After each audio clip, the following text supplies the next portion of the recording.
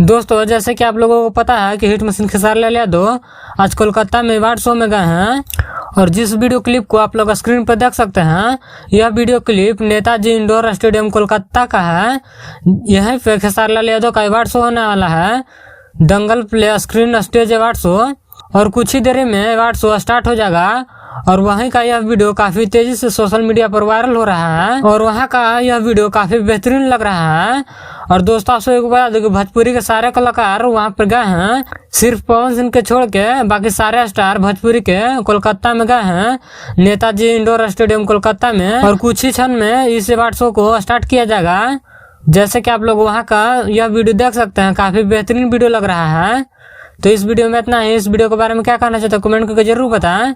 और वहाँ का अगला वीडियो आएगा तो आप लोगों को जरूर दिखाएंगे। मेरे चैनल पर नया है तो चैनल को सब्सक्राइब कर लें ताकि ऐसे ही हिट मशीन खेसारी लाल यादव से जुड़ी सारी छोटी बड़ी खबर सबसे पहले देखने के लिए मिले। तो मिलता है अगले वीडियो में, तब तक के लिए जय हिंद।